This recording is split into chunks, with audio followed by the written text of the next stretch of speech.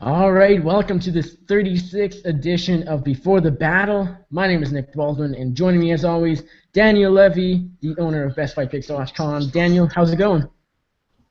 It's going amazing, man. I mean, we're 1 week away from International Fight Week. We got UFC 200, RDA versus Alvarez, Joanna versus Claudia. I mean, it gets better and better and better, so can't wait to talk to you guys. Yes, no kidding. And joining us as always, a writer for Sportsnet and Vendetta fighter. Go Paolo back on the show as always. Paolo, how's it going? Hey, what's up, guys? Pretty excited. It's International Fight Week next week. I don't think I'm going to be doing other things than watching replays of fights all on and on and on, but I don't mind. Yeah, replays of fights, of especially of prelim fighters, as we were saying off air earlier, and then up until the 7th, and then it's fights for 3 days straight. But we don't have time to waste because we have 3 cards to break down. We're doing it in all one show, so it's going to be a long one. We're gonna have to pick and choose. As of late, I'd like to go through every fight, but not sure we'll be able to do that this show. But let's start with UFC Fight Night 90. This is the Thursday show, July 7th, 2 days before the big UFC 200 landmark card, of course. We'll start out on the prelim card. We have Gilbert Burns taking on Lucas Sajewski. Daniel, are you going with the Brazilian here or the Pole? It's a tough one because I know if Gilbert Burns gets it on the ground, well, first of all, he will get it on the ground. The question is, what happens after that? Is he going to be able to submit Sajewski? And I mean, Sajewski, this is a guy that went in there and beat Marcin Held. So he's already been in there with high-level jiu-jitsu guys, but now he's in the UFC. You know, he dropped his debut, and oftentimes a lot of good fighters drop their UFC debuts and then they go on to do good things. A couple examples. Max Holloway lost his UFC debut. Anthony Pettis lost his UFC debut. So just because he looked bad against Nick Hine, you know, on short notice, maybe this time he's going to go out there and look that much better. But, man, Gilbert Burns, you know, he's experienced. He's been in there with some tough cookies, but, man, he doesn't like getting hit. So if somehow Lucas can avoid getting submitted, I think he's going to pick apart Gilbert Burns. All right, now before we get to Paul's breakdown of this fight, we should mention where our usual, co-host of the show Before the Battle, Mike B. Rhodes is. Well, this past weekend he won the Victory FC middleweight title at Victory FC 51 with a slick second-round submission win over Shaquem Cleveland. So he's out right now on a date, and of course he's bringing along his victory belt as deserved, very well deserved. And congrats to Biggie. He'll likely be back next week, or not next week, but like before the UFC Sioux Falls card, sometime in the near future, in July. So congrats again to Mike Biggie Rhodes. It was a great win there for him. Now, Paulo, Gilbert Burns or Lucas Sajewski, who do you think walks away the winner? Yeah, congrats to Mike Bigger Ross on that too, and I think Sajewski's gonna win here. I think in his debut, the UFC jitters got to him. He was not as assertive or as aggressive as he usually is. But yeah, the only thing is he can't get over assertive against Burns, especially when it comes to the grappling, because he might make a mistake, and you don't want to make a mistake against someone as good as Gilbert Burns. But I think he's going to control his aggression and probably win on points here, at least 2 rounds. So I'm going to let's say a split decision, because I think this is going to be a close fight. I'm actually going with what I believe is the favorite here, Gilbert Burns. Now, I wasn't that impressed with Lucas Sajewski. He debuted against Nick Hine, and you guys mentioned the jitters, and that could be the case. I do think we see a better Lucas Sajewski, but also I do believe we see a better Gilbert Burns. Gilbert Burns is coming off his first pro loss to Rashid Magomedov, and before that, it was the come-from-behind win over Alex Cowboy Oliveira. So we haven't seen, I guess you can say, a very impressive Gilbert Burns for quite some time, because he was absolutely losing the fight to Oliveira before he got the submission win in the 3rd, and then of course he lost his last fight. So I think it is time that Burns kind of rebounds from that loss and from the near loss with a really good performance here against Sajewski. I think he's going to be able to take down DePaul in this fight. relatively early, and I actually like Gilbert Burns here by submission. And next up, we have a bantamweight matchup between Felipe Aranches and Jared Sanders. Daniel, who's going to win this fight? You know, it's funny. Every time I say that someone is the worst fighter on the UFC roster, they go in there and they win their fight. You know, you remember that time when I called what was the name of that kid that beat Alejandro Perez? Patrick Williams? Yeah, you remember that time I called Patrick Williams, and I said he was the worst fighter on the roster. I mean, but that's how I feel about Gerald Sanders. I mean, his credentials are great. He's a D1 All-American, but he's 36 years old. He's fighting at bantamweight. He shoots his takedowns from a mile away. He's quit multiple times in fights. And, I mean, Felipe Aranches is no slouch. He's been around the block. He's tasted defeat and come back. And it's not like he's been getting knocked out in the first round. He's been going to hard-fought 3-round wars with some experienced vets of the game. So now's his chance to make a statement at bantamweight, and I think he's going to go out there. He's going to finish Gerald Sanders in under 2.5 rounds. Now, I believe you're actually recommending our listeners to bet on Sanders within 30 seconds. Yeah, good luck with that one.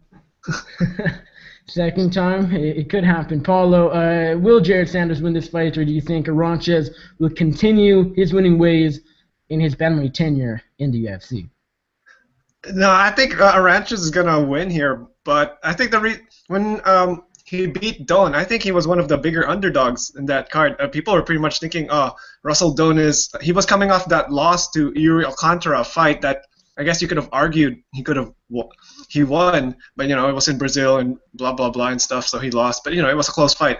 Anyway, yeah, that fight against what's his name, Sanders, that was supposed to be like a layup for him, and he totally blew it. But I think that was more like a fight he lost than a fight Sanders won. With Aranches, I mean, you can say that this guy's like better than Doan. He doesn't have the same. He's not gonna have the same brain fart that Doan did, but I hope not. So. All that said, I think he's going to win, but I don't know, man. I don't know about Sanders. I get a kooky feeling, but Aranches should win. Yeah, I agree here. I like Felipe Aranches here as well. In his last fight against Jedrzejczyk, he looked really good, but that was against a guy who I believe he either got cut or retired, so he was definitely on his way out. Whatever the case is now for Jedrzejczyk. With that said, though, I think Aranches will look good against more bantamweight competition, not just guys that are close to retirement or the end of their UFC tenure. Jared Sanders is coming off the win, I believe, over Doan. Correct me if I'm wrong there, but it's been a little while since we've seen him fight. Same with Aranches, it's almost been a year. So both guys coming off layoffs, so it's a tough fight to call, but Sanders is up there in age. Aranches looked really impressive. Sanders not so much in their respective last fights.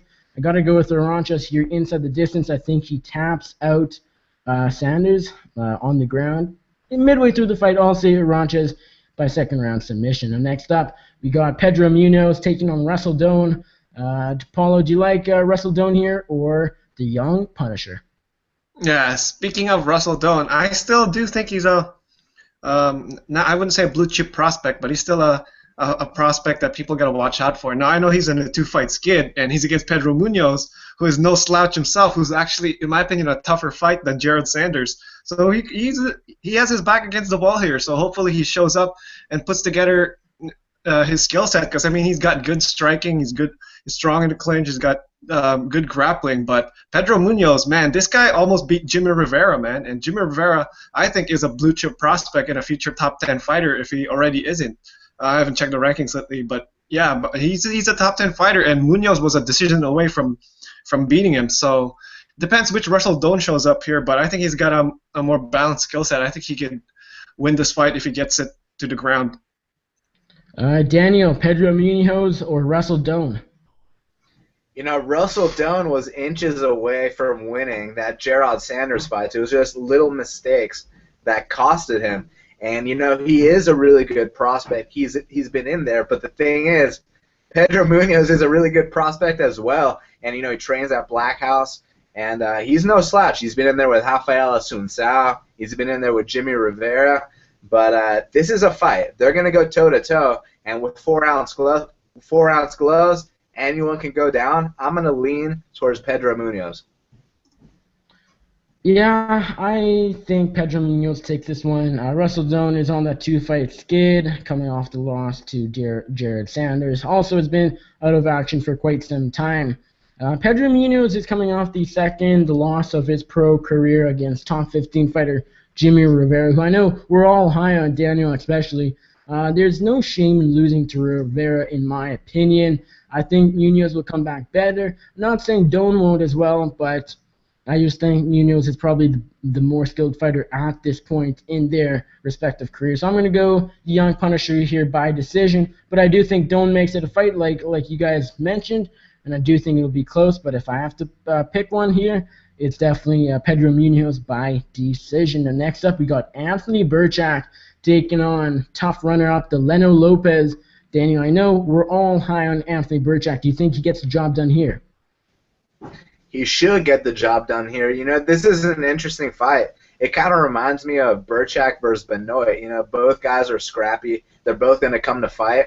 The thing with Burchak is he's aggressive, he's dominant, but, you know, he'll have full mount, and then out of nowhere he'll get reversed. So he's just got to make sure he doesn't make these little mistakes. And if he sticks to his game plan, he's going to go out there and beat Delano Lopez.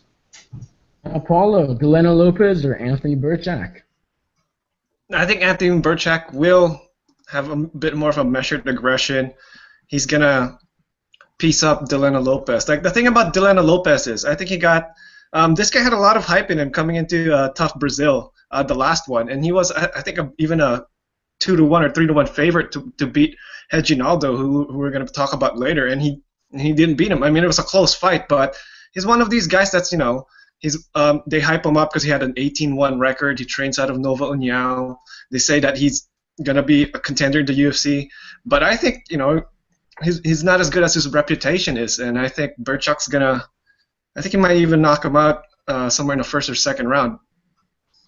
Yeah, I tend to agree. I like Anthony El Toro Burchak here inside the distance as well. Delano Lopez put on a really good fight against Reginaldo Vieira, who's also on this card back in August of last year. That was a back-and-forth war, but he came up short. And honestly, I just think Burchak he's better than you may think now, because he's coming off that knockout loss to Thomas Almeida. But again, there's no shame in losing to a guy like Almeida. And then there was the submission loss to Ian Entwistle, and I still do believe, and I do think a lot of people believe, that if they fight again, I would favor Burchak in that fight. It was just a situation where Entwistle caught him with what he's the best at, what he's known for. So I don't look at those two losses and say, oh, Burchak's never going to be a top 15 guy. I still do believe he will be a top 15 guy in the future. I think that run starts now.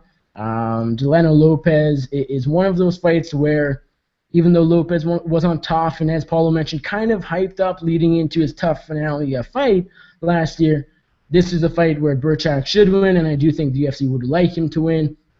I think he takes this one, I'll say on the ground. I think he submits Delano Lopez. Now, next up, we got John Makdessi taking on Betty Magdad. Daniel, do you like Baghdad here, or John Makdessi?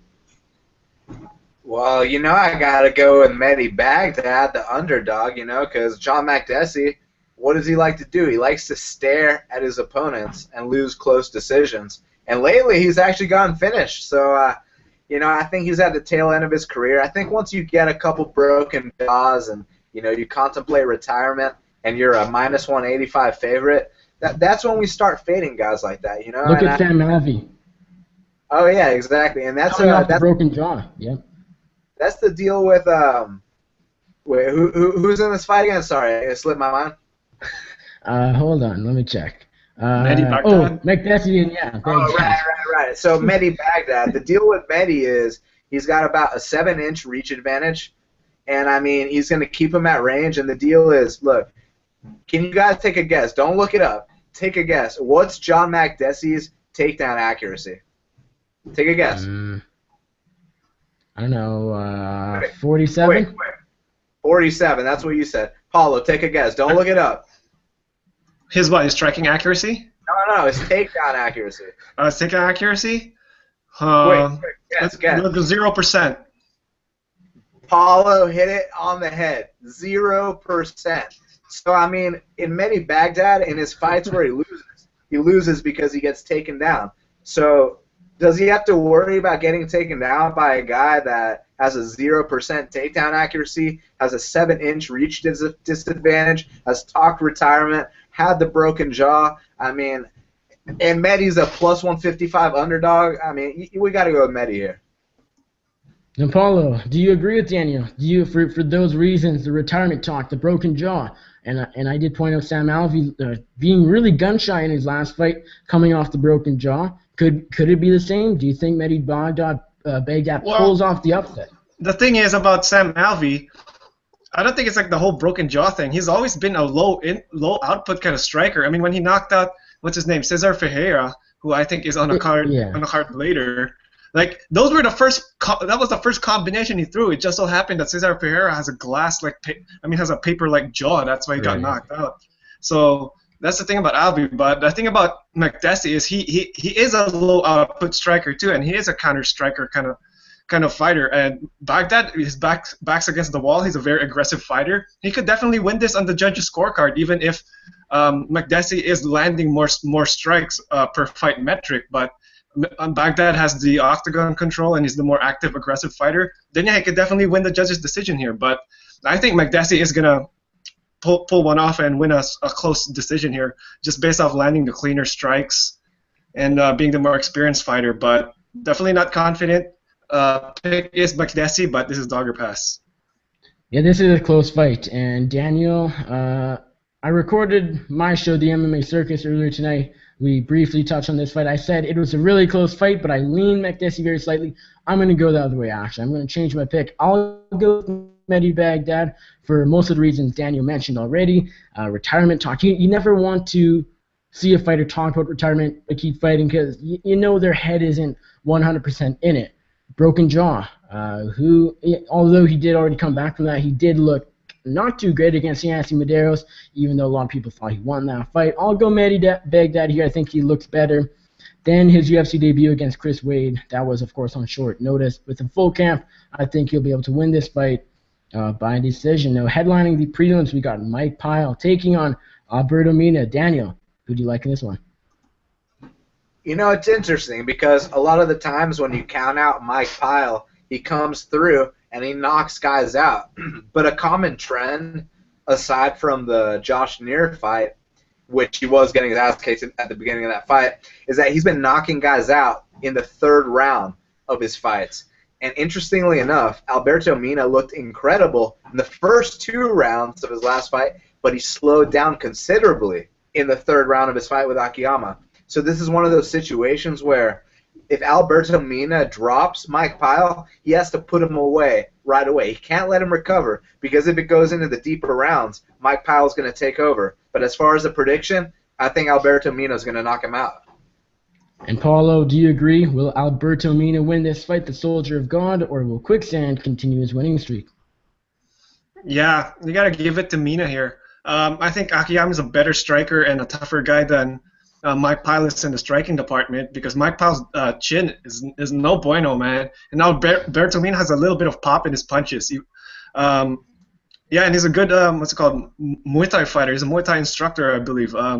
And then he's got good jiu-jitsu as well. But Pyle's better all around. I'm just not confident he can stand and bang in there with Mina and a few exchanges and catches him clean. And I think Pyle could go out. So I got to go with Mina by knockout here sometime in the first 2 rounds. It's a close fight. It's hard to pick Mike Pyle here confidently because his chin is definitely not where it was in earlier on in his career. Alberto Mina is a bit of a hard puncher, but he didn't look that good in his last fight against Akiyama. I actually scored that fight for Akiyama. This is a coin toss fight for me. I'll go Alberto Mina here by decision. I don't think he knocked out Pyle. I think Pyle's chin, despite it being a bit weaker than, I think It has been in the past. I do think it'll hold up in this fight. And Paolo could prove me wrong. I picked Sean Spencer in that last fight earlier this year, and Paolo ended up getting that TKO win in the third round. So this is a close fight. It's probably a dog or pass. I'll pick Mina, but it could go either way. The next up, opening up the main card, we have Mitch Danger Zone Clark taking on Irish Joe Duffy. Daniel, will Duffy get back into the winning column, or will Clark get back into the winning column? All that matters is that this fight goes under 2.5 rounds. Because interestingly enough, the under 2.5 opened at plus 110, and in my opinion, this fight should have been set at under 1.5. So when you see under 2.5 at plus money, you jump on it. Now, whether it hits or not, that remains to be seen. Off the top of my head, I got to go with Joe Duffy. I just think he's better everywhere. His striking is unbelievable. He gave Dustin Poirier a run for his money, even though the 30-26 cards wouldn't indicate that. If you go back and watch the fight, the first round was very close. Now, Mitch Clark is very tough. I mean, that third round against Chiesa, he put it on him. He submitted Al Iaquinta. But overall, I think Joe Duffy's the better fighter. Here's the one question mark. Joe Duffy's coming back way too soon, not just from a hellacious beating from Dustin Poirier, but prior to that, you guys remember his initial fight with Dustin Poirier got canceled because he had a concussion. So, I mean, this guy's coming off, and I guarantee you he got another concussion against Dustin Poirier because that was a beatdown. So he's coming off 2 concussions, and he might be coming back too soon. So this could be the time where Mitch Clark rises to the occasion. But based on what I've seen so far, I have to pick Joe Duffy to win this fight. Paolo, are you going with the Canadian making his return here, Mitch Clark, or do you think Irish Joe Duffy will be the one to get back into the winning column? On paper, Joe Duffy is definitely the stud here. I mean, this guy's nice to watch, man. He's one of these fighters that, they just look good. He's very surgical in his striking. He sets up his jiu-jitsu wonderfully. He transitions well. I mean, and, I have a soft spot for the Irish fighters. I think that's arguably the best market the UFC has. So I want to see all their fighters succeed. But with all those question marks that Daniel also brought up, I think Mitch Clark has a shot to win here, man. You saw what he did against Chiesa, and we saw what Chiesa did to Benny Dariush, who a lot of us were all hyped on about being a potential title contender. I mean, he still is, but he subbed the guy. Nobody saw that coming, and Clark took him to a decision. So I think Mitch Clark is gonna be able to grind this out. What was that? What were you saying, Nick? Oh. I see what's going on. Yeah. Well, anyway, I think Clark has a window of opportunity here. I think he can get him down on the ground, dirty up the fight, and maybe submit Duffy. I'm not going to be surprised at all if he does that, but Duffy is better on paper. I'm going to pick the underdog here, Mitch Clark. Yeah, it's a close one. I would like to see Mitch Clark win this fight. As a Canadian, I met him. He's a really good guy as well. But Joe Duffy, like you guys mentioned, he is better on paper. Coming off the concussion and the brutal fight against Dustin Poirier, that is a bit of a worry because we have seen guys coming off brutal losses, dominant losses. Not that fight was a huge dominant win for Poirier, but it was decisive. But Duffy did take a lot of damage, so that's the key there, in my opinion. But I do like Duffy in this fight. Mitch Clark is a very tough fighter. I don't think Duffy finishes him, but I don't think Clark finishes Duffy either. One thing about Mitch Clark, though, that I want to add, he did his camp. He changed things up. He did his camp at Jackson Wink MMA down in Albuquerque, New Mexico. That's huge, I think. MMA Lab is a great gym. You have with Crouch and a bunch of great training partners, but it's cool, and it can help sometimes to change things up. Sometimes it can be for the worse. Sometimes new people, new trainers, you're going to look worse. Just sometimes their systems won't work for you. But he says it was a great camp. I'll have to trust that. But at the end of the day, I don't think a gym can completely change you and make you a 10 times better fighter. And I think that's what he needs against Joe Duffy. Joe Duffy only loses to top guys like Poirier. Mitch Clark is not a Dustin Poirier. He's just not at that level. He's a tough fighter. He's a gritty fighter. He's decent all around, but Joe Duffy is better all around. He can beat him on the feet, standing. He can beat him on the ground with his submission skills. I'm going to go Joe Duffy, though, by decision. I don't think he finishes Mitch Clark. Clark is a very tough fighter, as I said, very gritty as well. I don't think he gets finished. He had a really great defense against Chiesa, who tapped out Beneil Dariush. But I'm going to go Joe Duffy nonetheless here by decision. Now, next up, we got UFC newcomer Belal Muhammad taking on Alan Jouban. Daniel, you've talked to Belal Muhammad twice. I've talked to him once. Are you picking him in this fight in his debut after winning the Titan title earlier this year against Alan Jouban? It's another tough fight, man. There's so many variables going into this one, you know. Obviously, Alan Jouban's no slouch. Alan comes to fight. Alan is experienced. I mean, he's the kind of guy that, win or lose, you love Alan Jouban. I mean, who else goes out there and tries to go toe-to-toe with Albert Tumenov? You know what I mean? He's an absolute monster. People give him shit because he's a model, which I don't really understand. It's kind of like giving Brian Caraway shit for having a hotter girlfriend than you, which I also don't understand.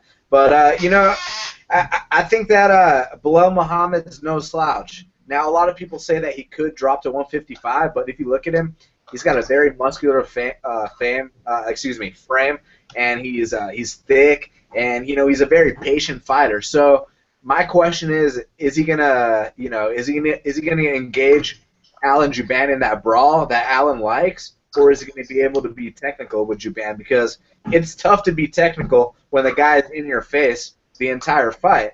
So, you know, I got to see how they look on fight week. I got to see how they're acting, how they look on the weigh-in scale, and take it from there. Because for me, this fight is a coin flip.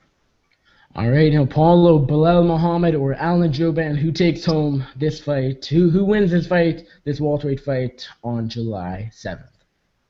I want to say Belal wins here because the thing about Alan Jouban is he does tend to get very aggressive or very assertive that sometimes he can leave himself open.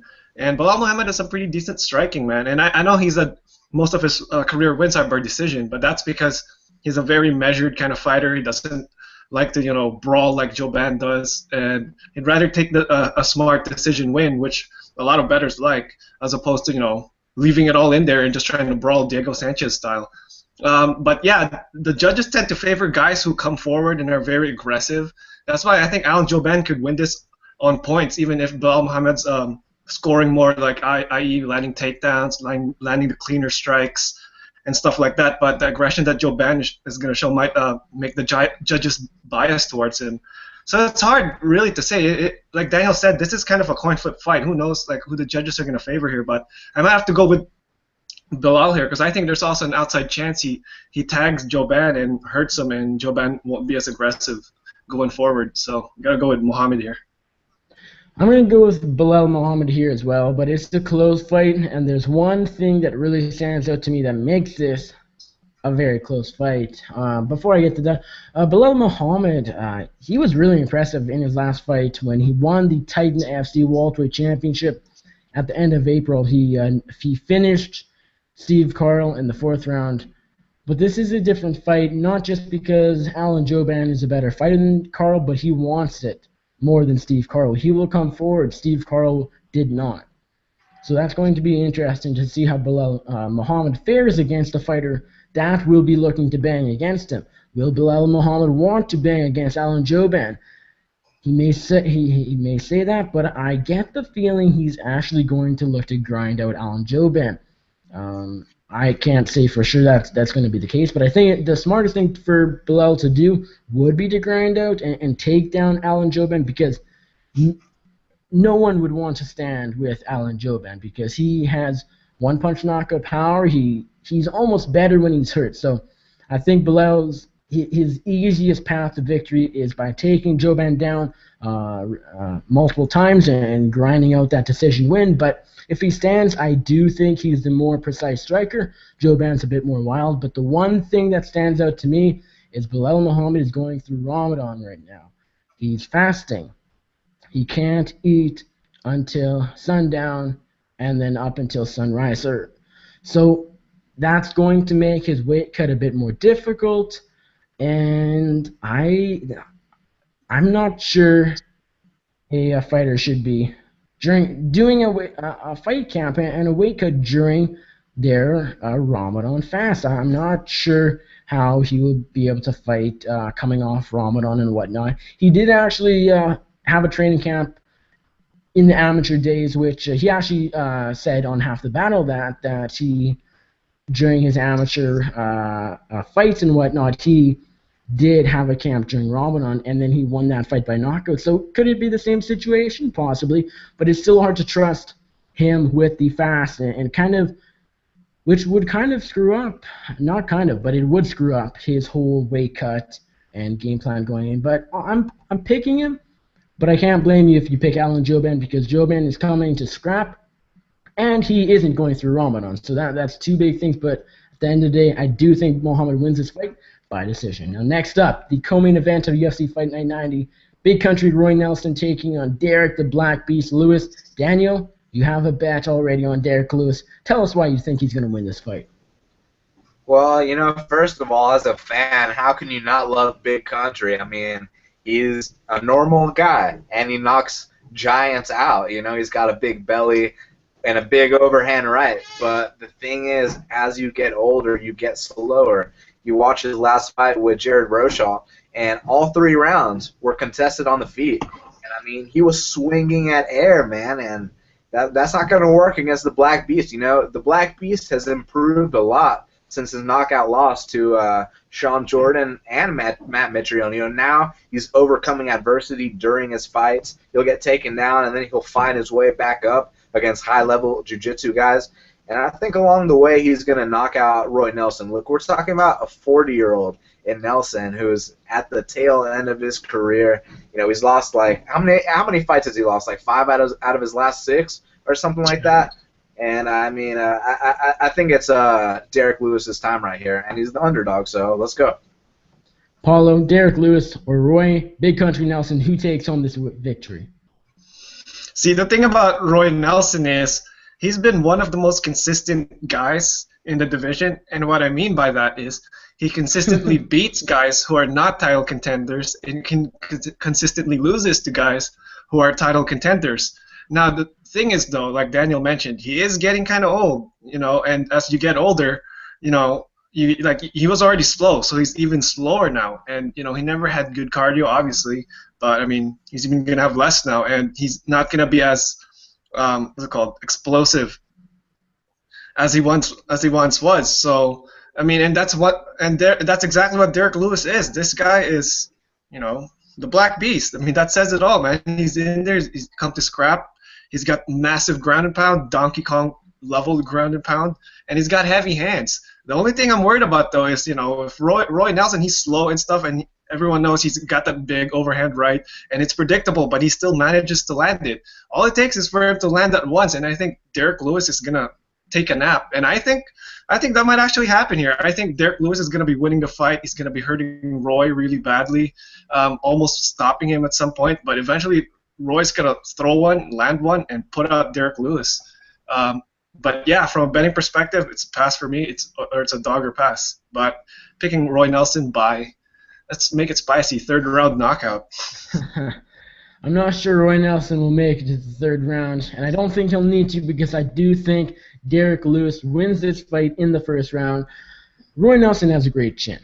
That's the one issue I have with Lewis winning this fight inside the distance. But Lewis, his best strikes are ground and pound, on the ground. So I think what happens, he either hurts Nelson and knocks him down and then jumps on him and pounds him out for the 1st round TKO victory, or he takes him down and then pounds him out for the 1st round TKO victory. Roy Nelson is slow. He's always been slow, as Paolo mentioned, but he's just slower. He keeps getting slower as he ages. And as Daniel mentioned in this Google Hangout chat, his record right now against people currently in the UFC is 1-8. So that's not very good of a record. It'll improve unless they cut Lewis if Roy Nelson knocks him out, but I don't think it's going to happen. Anyways, Roy Nelson is very slow. He's predictable. He has the one right hand, and that's about it. Where Lewis isn't athletic, really, whatsoever. So I shouldn't be saying, oh, Nelson, he's going to lose because he's so slow. It's not like Lewis is fast, but I do believe he's more athletic than Roy Nelson. just about every heavyweight is. So I guess that's somewhat of an advantage. Lewis is younger. I think that's actually going to be big. Lewis is the younger and fresher fighter, less experience, less damage. Although Nelson's chin is better, and it only takes one punch. So it's a coin toss. It's Roy Nelson and Derek Lewis. You should know it's a coin toss just because of their two names. But I do think Derek Lewis wins this fight by first round TKO. All right, we got the main event up next. We got Rafael dos Anjos, the UFC lightweight champion, defending for the second time against former Bellator lightweight champion Eddie Alvarez. Paolo, I'll start with you. Do you like dos Anjos to retain his championship, or will Eddie Alvarez become, I believe, the first UFC champion and being a Bellator champion, former Bellator champion as well? Yeah, I think he might end up being the first guy to do that, now that you mention it. I can't think of guys who won the Bellator title and also won the UFC title. I know people thought Benson would against Koreshkov, but we all know how that happened. I'm going to go on a limb here. I'm going to go with Eddie Alvarez here. And I think how it's going to happen is it's going to be another Eddie Alvarez split decision victory, an Eddie Alvarez special. I think now that Benson Henderson's gone, he's going to be the king of split decision victories.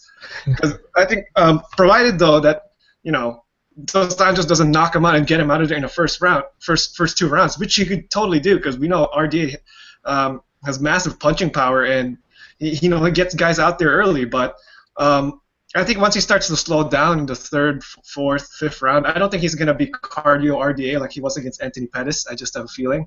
I think that's going to be when Eddie takes over. He's got a good balance of wrestling. He's a very smart fighter. He's a good striker, as we know. And his chin is not the best, but he has the second best thing to not having the best chin. He has really good recovery. I mean, so many times Eddie Alvarez gets hurt in his fights, even against guys who don't necessarily have punching power. But he always gets up and he always comes back there and goes at the other guy. One thing you can't count out from Eddie Alvarez is that this guy has fighting spirit, man. You know what they say, there's martial artists and there's fighters, and Eddie Alvarez is a fighter. So I think he's going to be able to weather the storm from RDA and pull off a split decision win, which would be a feat because usually split decisions go to the champion, but I think he's going to pull it off. So Eddie Alvarez, your new champion. Interesting. Now, Daniel, does Rafael dos Anjos defend successfully for the second time against Eddie Alvarez, or will Alvarez pick up the UFC championship? I mean, I like the underdog pick, but I don't think Eddie's going to weather the storm. I think he's going to go down in the first round. I mean, the pressure that Rafael brings to the table, that switch kick to the body, and he's been putting away guys that don't get put away, and he absolutely whooped Anthony Showtime Pettis, who's no joke. And I mean, if you go watch Eddie versus Pettis right after this, that fight could have arguably gone to Pettis. It was a very, very close decision. And yeah, guys that are good at winning the close decision, you do want to bet on them. He's the underdog. I get it. I'm going to pass, though, because I really think Rafa's going to whoop his ass. Yeah, I'm going to go Rafael dos Anjos here as well to retain his lightweight championship here. Eddie Alvarez is a very good fighter, but I do believe what happens is we see dos Anjos is just on another level. Dos Anjos, I picked him against Cowboy Cerrone. I picked him by decision. I thought it would be a clear win for him, but a competitive win for him. But what did he do? Run through him. Now, Cowboy, you can say, oh, he's a slow starter, and that is the case, except for when he's fighting a welterweight.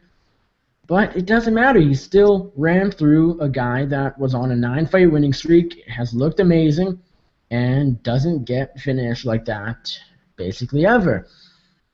I think that's going to be a similar situation, actually. Now, initially I was thinking, oh, dos Anjos is going to grind out, not grind out, but do what he has to do to win. Outstrike him, take him down a few times, win a 5-round decision, maybe 49-46.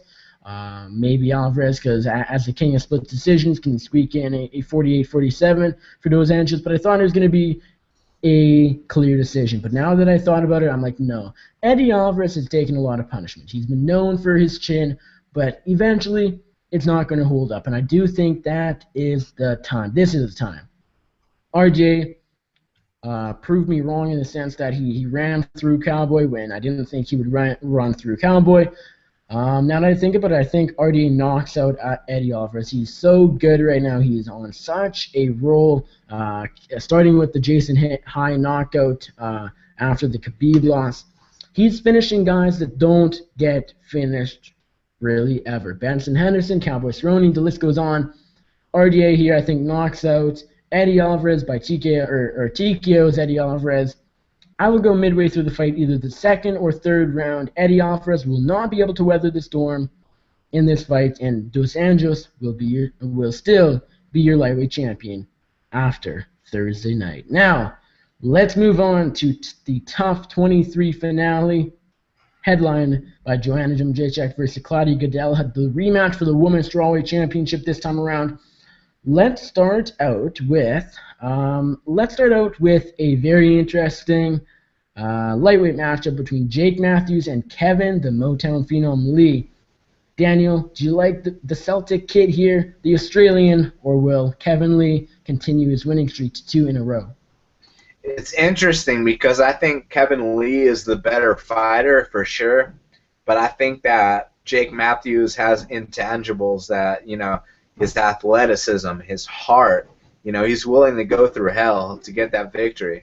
And that's going to help him here against Kevin Lee. So I'm going to go with Jake Matthews here.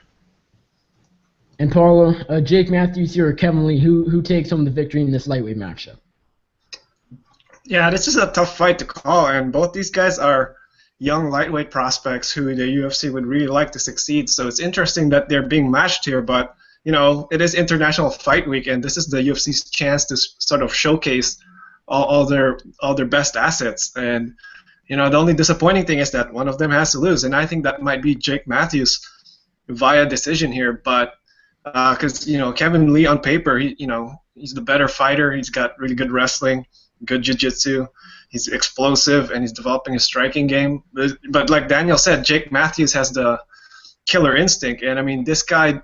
He up against Akbar Ariola, I know a lot of people were like, he was supposed to smash him like a can, and he had trouble against him, but the point was he still beat him up good enough to get the victory. So yeah, you can definitely not count out guys like that, but I think Lee's just more experience in season, and he's going to get a tough win here. Yeah, this is a close fight, and a fight I'm looking forward to. Kevin Lee has looked really good, other than the recent knockout loss to Leo Santos, which he still considers a fluke, but whatever. A loss is a loss. Jake Matthews, the thing with Jake Matthews is I agree with Daniel here by saying he has more heart than Kevin Lee. Kevin Lee, I talked to him last night for the MMA Circus. A great interview, and he of course says, "Oh yeah, I obviously want it." Like he's confident, he clearly wants to win this fight, but he doesn't fight like he necessarily wants it as much as Jake Matthews. Jake Matthews will do just about anything to win a fight, and that will play into his favor. Something that won't play into his favor is this is his first fight out of Australia, and it's not in New Zealand this time. It's not close to Australia. It is across the globe in the United States of America.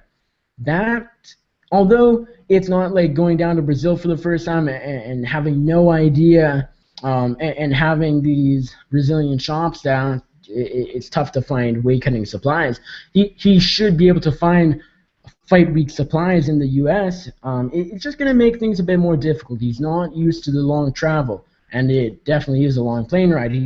And again, it's just a new area, a new location that he's not necessarily used to. So in that regard, he might not be as comfortable as he is in Australia when he's fighting in his home continent. Kevin Lee, I think he's all around the better fighter, the more skilled fighter. Will he want it? He wants it enough. I think he does what he has to do to win this fight by decision and continue his winning streak to 2 in a row. Now, next up, we got Joaquim Silva taking on Andrew Holbrook. Daniel, close fight here. Who are you taking?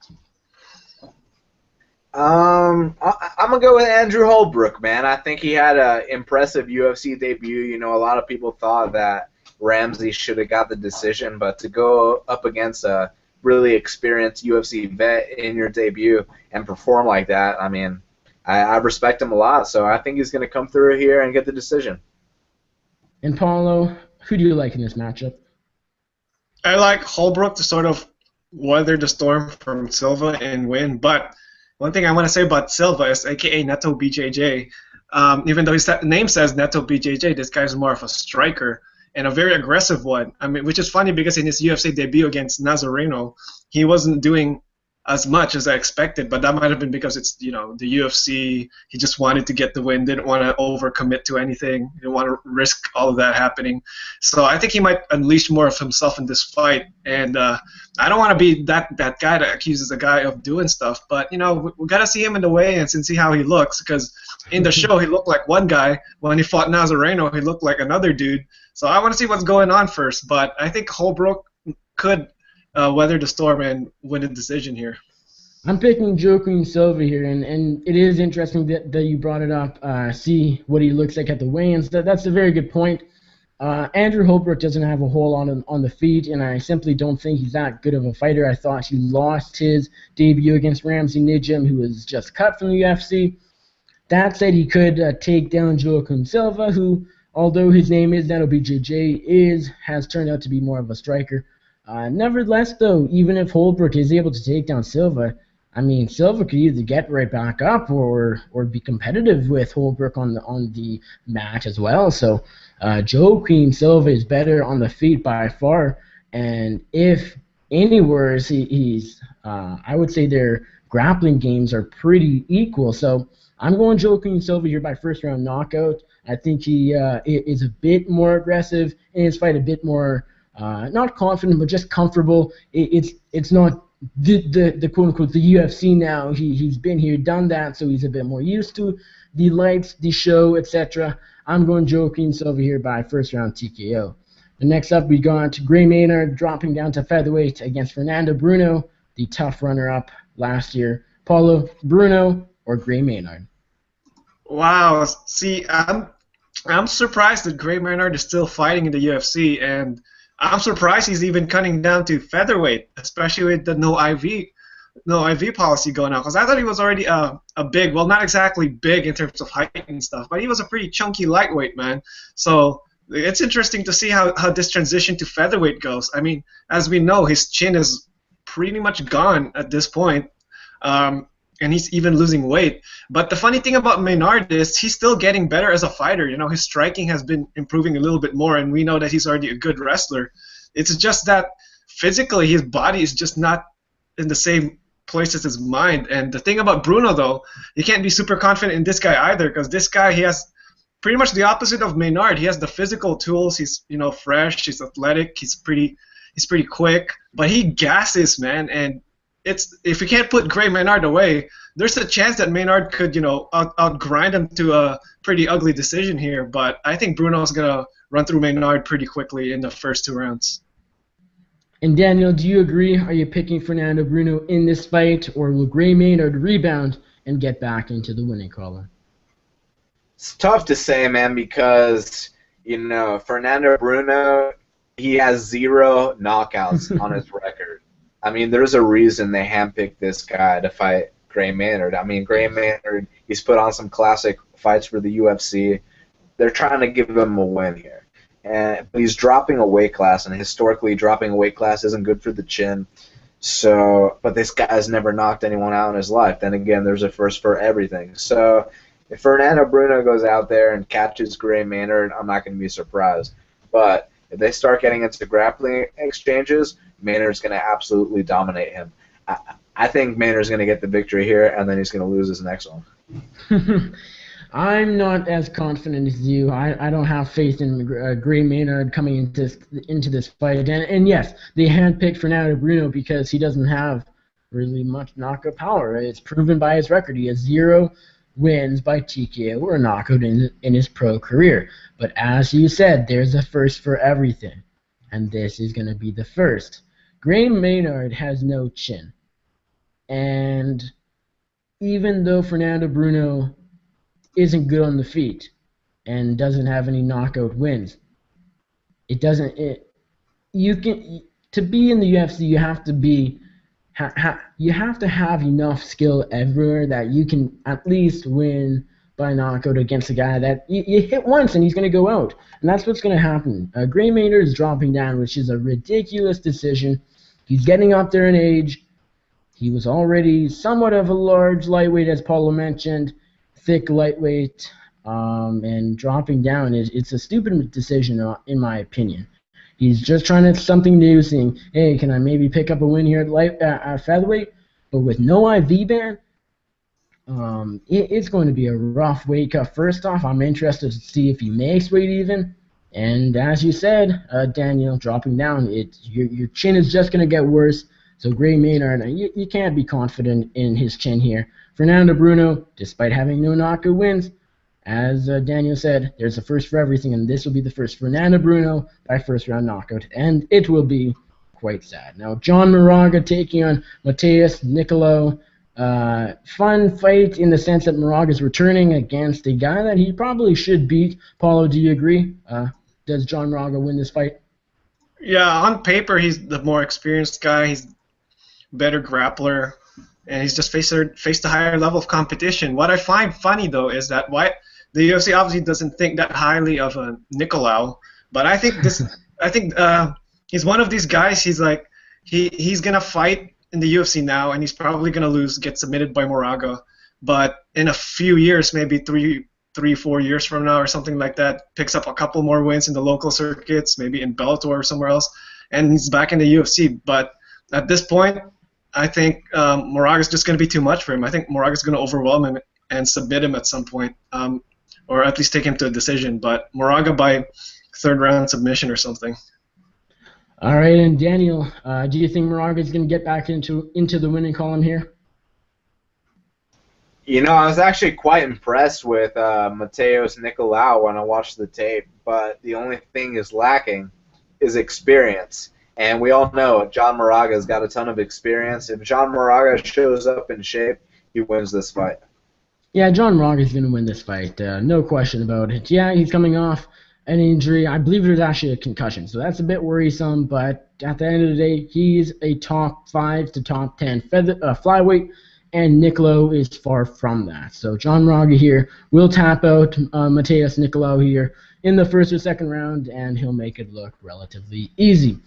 Now next up, we have a fun featherweight matchup between Doo Ho Choi taking on Thiago Tavares. Paulo, do you like the South Korean here or the Brazilian?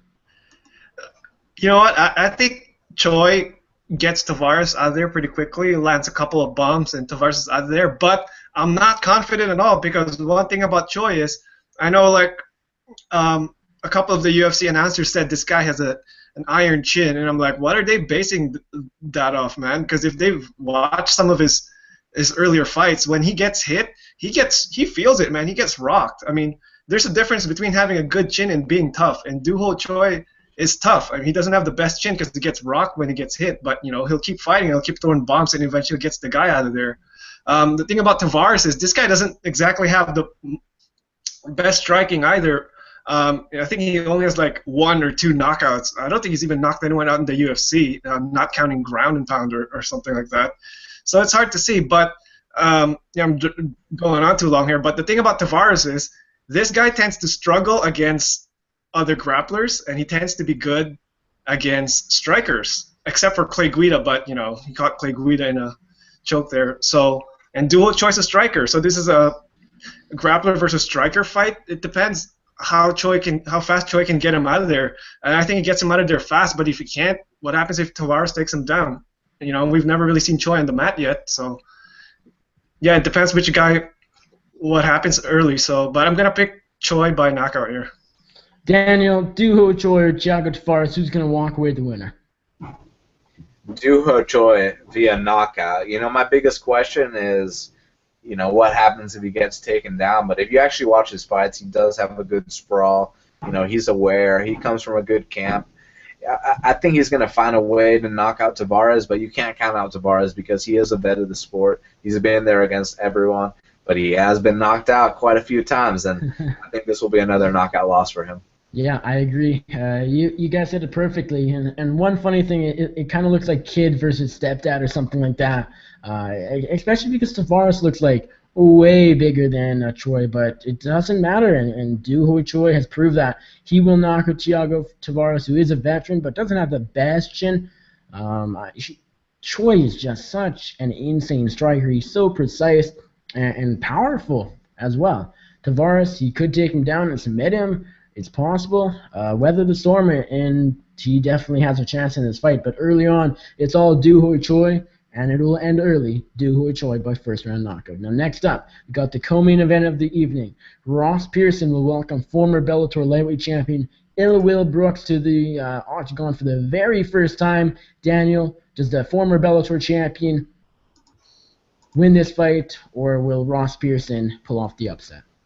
You know, everyone's writing Ross Pearson off. Everyone thinks this is about to be a cakewalk for Ill Will, but, you know, as we've seen before, lots of great fighters lose their UFC debut. I mean, this isn't Bellator anymore. You know, this is the big show now. Media Day is going to be serious. I mean, it's UFC 200 Media Day. You know what I mean, dude? So he's going to feel those bright lights, and just because he has a 17-1 record doesn't mean he's going to go out there and win his UFC debut.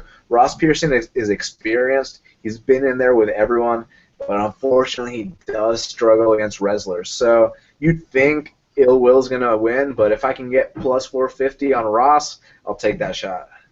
Interesting. Paolo, are you a little confident here in Ross Pearson, or are you all over Will Brooks in this one? Well, I'm going to give my breakdown from the last Ross Pearson breakdown I gave.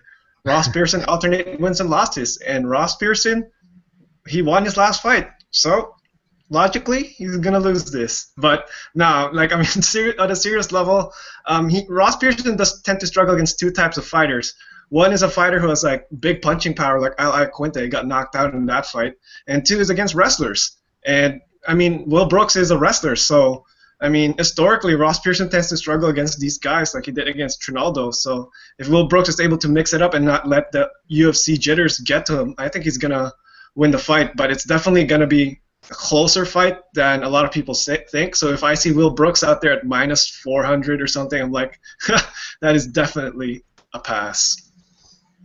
Yeah, I'm picking Will Brooks here. I think he's the better fighter all around. He's a better wrestler by far. As Daniel said, Ross Pearson has struggled against wrestlers. Will Brooks might be cocky enough to go in there and strike with Ross Pearson. That's probably not the best idea, but I don't think Ross Pearson will be able to catch him hard enough to knock out Will Brooks. Will Brooks will look to stand with him for the first round and then resort to his takedowns as per usual in the later rounds. He'll grind out Ross Pearson. It won't be absolutely pretty, but he'll do what he has to do to win his UFC debut. In fairly decisive fashion. Will Brooks, people forget, I do believe he's a top 10 guy. Ross Pearson isn't. Will Brooks will win this fight by unanimous decision. Now, next up, the main event of the evening, women's strawweight champion Joanna Jedrzejczyk on rematching Claudia Gadelha. Daniel, who wins the strawweight championship? I see everyone thinks that Claudia is going to win that belt. You know, all the money's been coming in on her, but, you know, I got to go with my girl Joanna Jedrzejczyk here. I think she's going to defend that belt. You know, in her last fight, she was criticized for not finishing the fight, but, you know, she broke her hand. It was kind of tough to finish the fight with a broken hand. And when she fights people, they never come back the same. Carla Esparza didn't come back the same. Jessica Penne definitely didn't come back the same. Valerie Letourneau didn't come back the same. I mean, when you see Valerie Letourneau quitting in fights, when you see Jessica Penne not fighting in fights, Joanna changes people. And Claudia was her toughest test, but since that time, I mean, you look at Joanna then and Joanna now, I mean, she's put on size. She's the champion. She's defended the belt a couple times. Yeah, and Claudia barely ever fights, as people from Nova União tend to do. You know, her last two fights were Joanna and Jessica Aguilar. And who's Jessica Aguilar? She's what we like to refer to as a journey woman. So I think Joanna is going to take care of business here for sure. And Paolo, do you think Joanna Jedrzejczyk defends her women's strawweight champion once again, retains the belt, or do you think Claudia Gadelha gets revenge and wins the rematch? See, it's interesting because this fight has been what's it called? This fight has been building up for like since their last fight, I think, and then now they were in the Ultimate Fighter, and I've been watching it. I've been keeping track of a couple of it, and it looks like that what Joanna's trying really hard to get into Claudia's head, and it's not really working because for one, Joanna's team is not winning, so she had to abandon that tactic, but. I think both fighters don't really like each other, and it depends how that's gonna affect their fight. But I think Joanna's gonna be able to fight smarter and control her aggression more than Gadelha. I mean, we saw what happened in the first fight. Gadelha blew her cool and took a cheap shot at Jedrzejczyk, and Dana didn't cut her because she was, a contender and because she apologized for it. But if she was just another 115 fighter, she would have been fighting in a friggin' Invicta by now. But I think Joanna's going to win this fight. I think she's going to eventually knock out Gadelha when Gadelha gets a little bit too aggressive, maybe in the later rounds, like the 4th or 5th round. And she will land takedowns. I don't doubt it. She might even set a record for most takedowns landed, but that's because Joanna's going to keep getting up. And as long as Joanna's not totally sapped, she's going to get Gadelha out of there. Now, before the Valerie Letourneau Joanna Jedrzejczyk fight, I was thinking, yeah, Jedrzejczyk is going to knock out Claudia Gadelha, not make it really even close. From their somewhat controversial first fight, some people thought Gadelha should have gotten that decision. Doesn't really matter, but now that I know that Joanna, although I guess I'm kind of thinking of MMA math here, she didn't knock out Val, so why would she knock out Claudia Gadelha? But I think that will be the case. I do think Joanna wins decisively, pretty convincingly, but I don't think she knocks out Gadelha.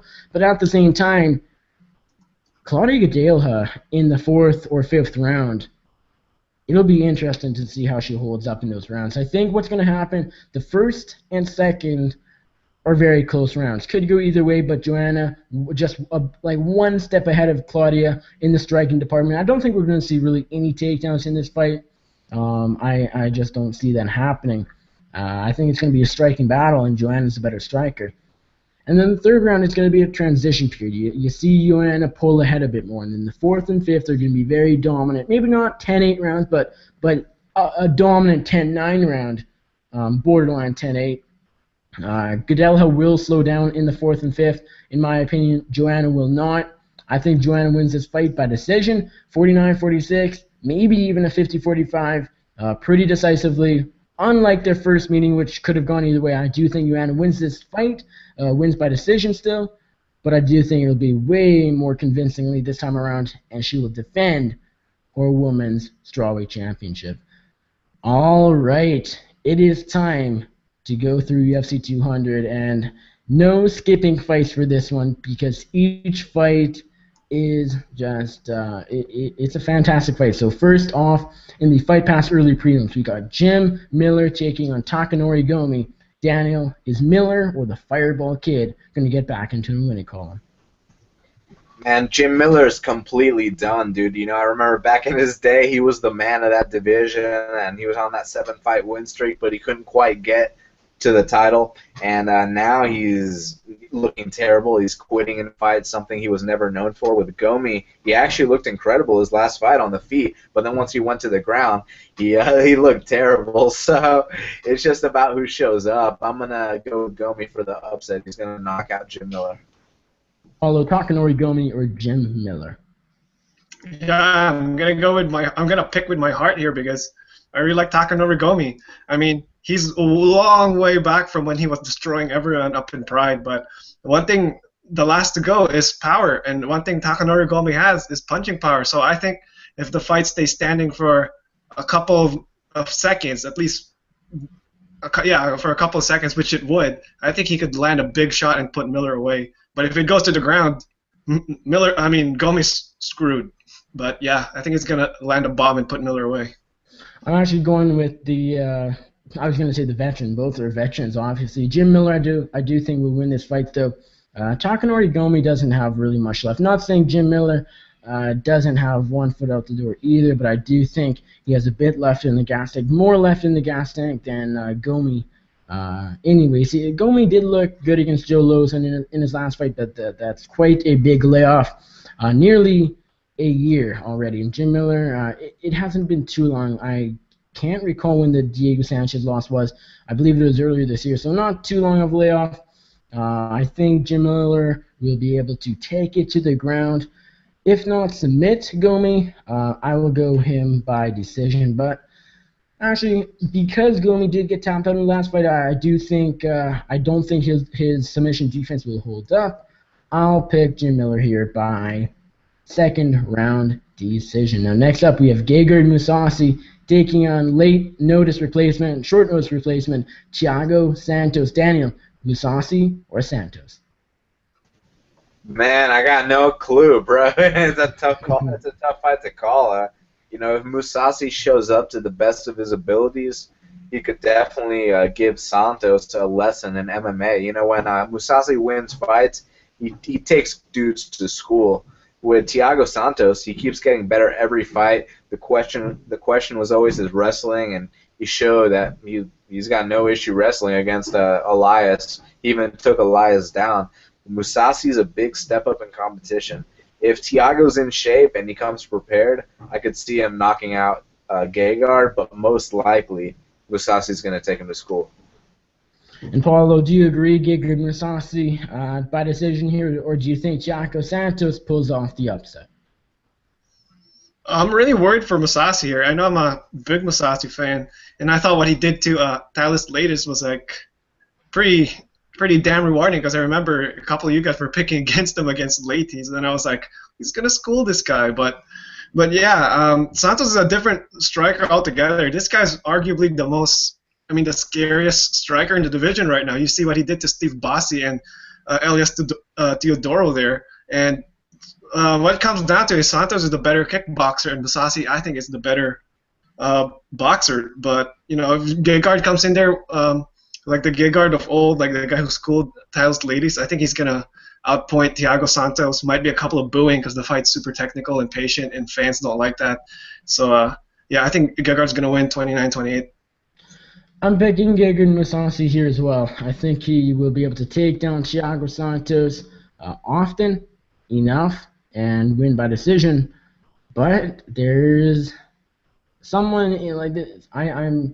There's a thought in the back of my head saying we're going to see another big upset like we saw in September of last year with Uriah Hall.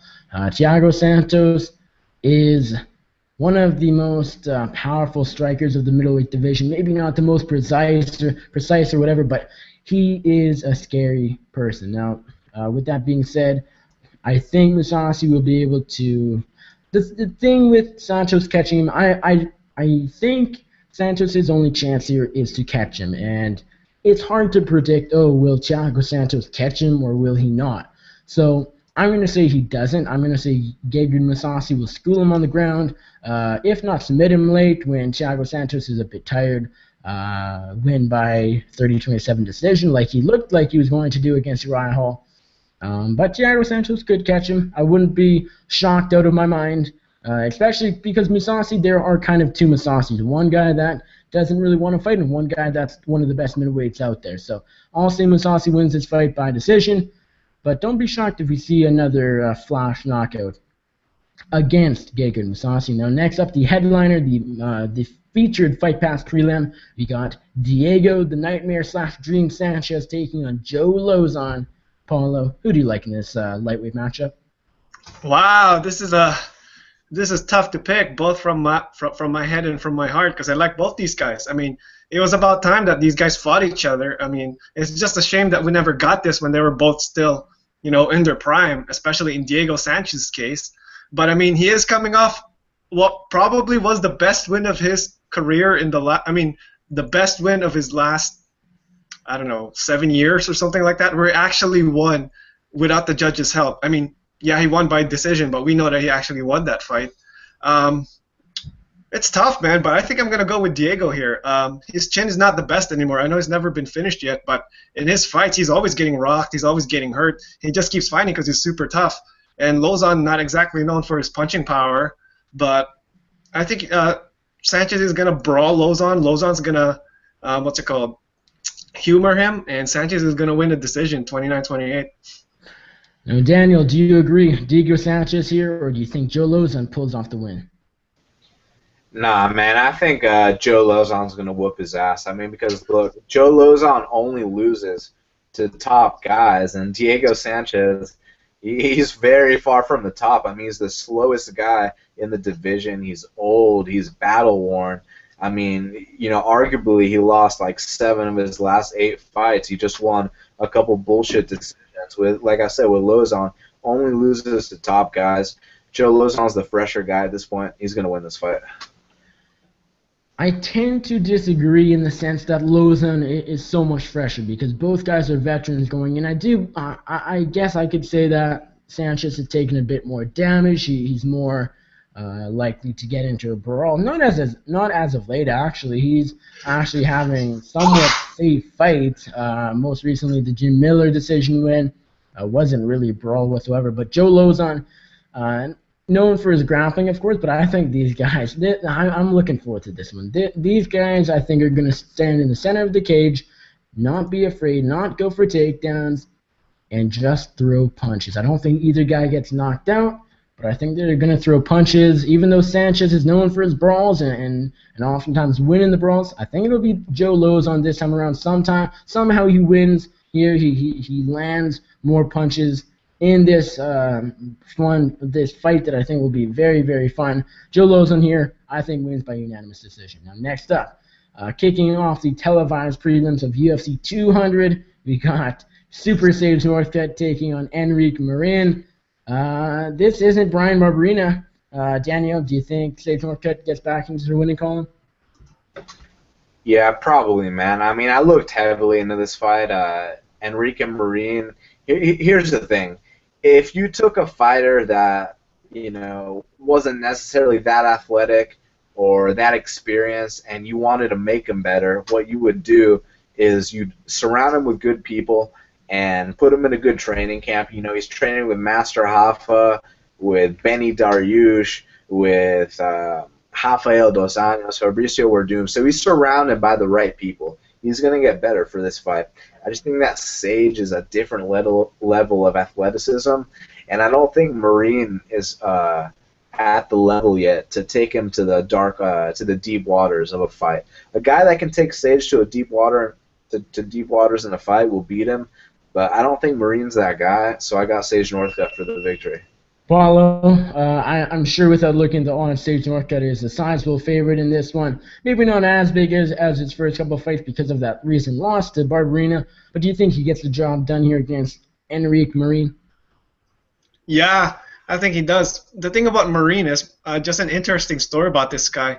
During the Tough Latino America, this guy actually admitted that he was terrified of fighting, and which is funny to admit because that's probably one of the last things a fighter would admit is that they're scared of fighting.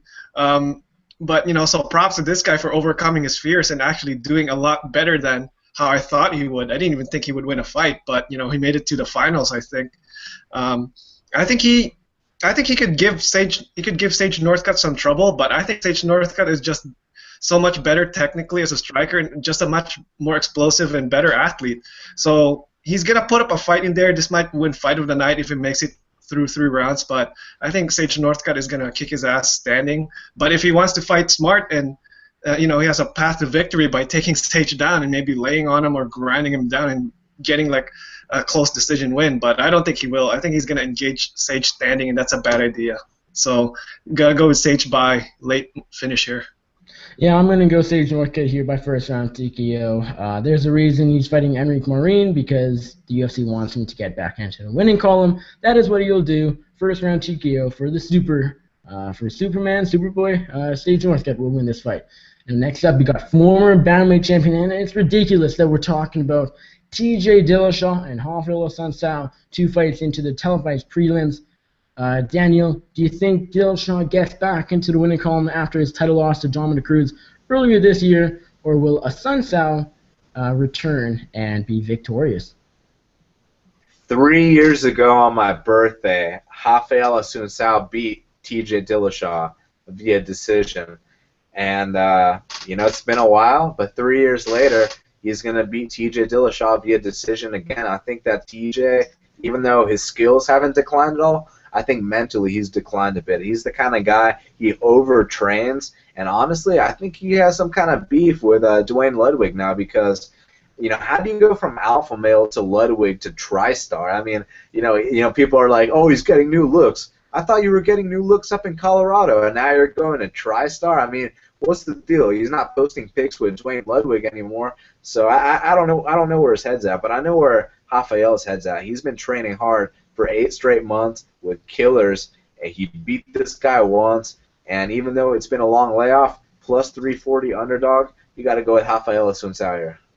Interesting. I did not think we would have a Assunção pick here. Paolo, Rafael Assunção, the underdog here, or TJ Dillashaw to get back into the winning column? Yeah, I agree with Daniel here. Just for the sheer fact that Assunção that line is such a disrespect to Assunção. I mean, I think that's up there in regards to a fighter who won the previous matchup in terms of how they're lined. Like, I think that's along the lines of Frankie Edgar beating BJ Penn, and he was still a big favorite even though he already beat BJ Penn. So people are totally sleeping on Assunção here. If the mental things that TJ is going through or allegedly going through and stuff does affect his performance and he's not the sharpest guy in there, Assunção can definitely beat him. I mean, he already beat him before, and I don't think Dillashaw's going to knock him out either. Assunção's really tough, man, really burly. He's strong. He's a solid wrestler because he's got that body type that's hard to buck. That it's hard to get him off of you once he has you. I mean, he pretty much bodied Brian Caraway, and we know how good of a grappler Brian Caraway is. He showed against Aljamain Sterling there. So yeah, I think Assunção has a decent shot to upset Dillashaw here and win by decision. But Dillashaw's gonna be the more active striker on his feet, and he's going to be the more aggressive guy probably. And, I said that judges love that, so he might get a close decision from that. But I think Assunção could also win. But I'm going to go with Assunção here by split decision again. Interesting. I'm going with TJ Dillashaw, the former champion, in this one. It's a close fight. It's a fight I'm looking forward to. But I do think Dillashaw rebounds successfully. Assunção is a very good fighter. There's no doubt. He already has beaten Dillashaw, although Dillashaw has gotten away better, and I'm not so sure how much Assunção has himself gone better since that win. He's gotten better, but Dillashaw is a new fighter. In my opinion, Assunção is not. Assunção has been out of action since the win over Brian Caraway, which now, with Caraway a top contender, is really impressive. But Assunção, you can't just disregard the layoff. The layoff will probably affect him. Ring rust is a thing. Some fighters don't suffer from it. Cruz obviously doesn't. Some fighters do. Whether Assunção will or not, I can't say that for sure, but I will say most of the time ring rust is an issue, especially in the first round.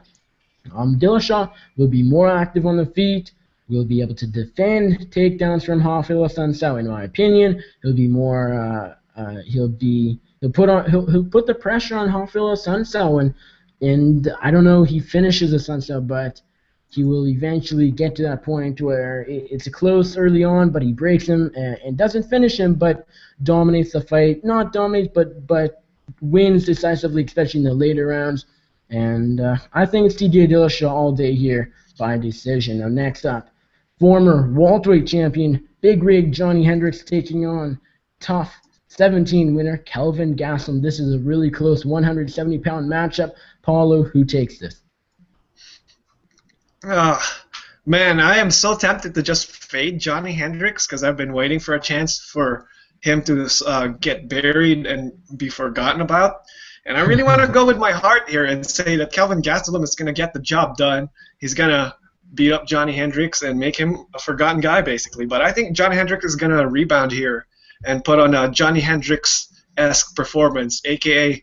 sticking his head in between Gastelum's legs, pushing him up against the fence, grinding, winning the war on attrition, even though, we got to see how he looks like in the weigh-ins, because if he's had another one of his bad weight cuts, too much deer meat or whatever, then you could definitely say that Gastelum probably might win the later rounds, even though Hendricks wins the first. But I think Johnny Hendricks is going to win the first 2 rounds. He's going to slowly gas. Gastelum's going to put on a strong third, but it won't be enough, and Hendricks wins a decision here. And Daniel, Johnny Hendricks, you're the former champion, or do you think, which guy gets back into the winning column? Both coming off losses. Is it Gastelum or is it Johnny Hendricks?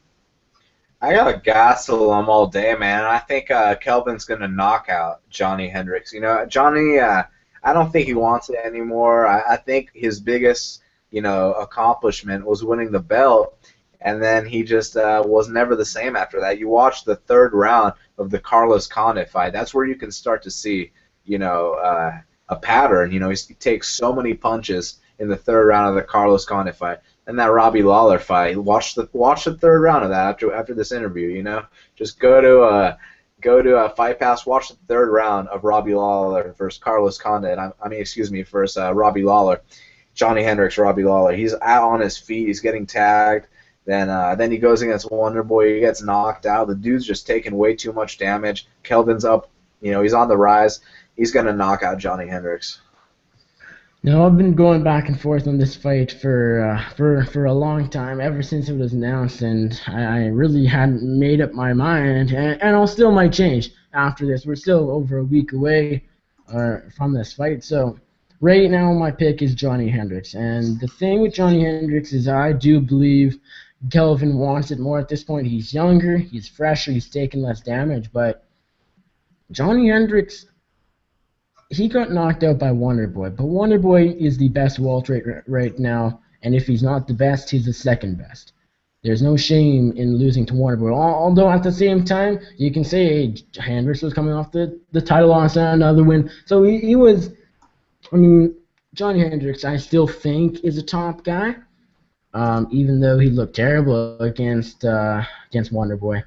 Kelvin Gastelum got taken down by Neil Magny. That's one concern I have. Kelvin Gastelum is the guy known of grinding people out. Right now it's Johnny Hendricks. And if Neil Magny was able to somewhat grind out Kelvin Gastelum, I think Johnny Hendricks will be able to do the same. I think he'll be able to take down Gastelum a few times, do it enough, and win by close decision. Although I do hope I'm wrong. I would be really it would be cool to see Gastelum knock him out because before Gastelum's pair of losses, I actually said Gastelum's the future champion. Now I'm kind of doubting that, but he's still young. He can still prove me wrong at this point.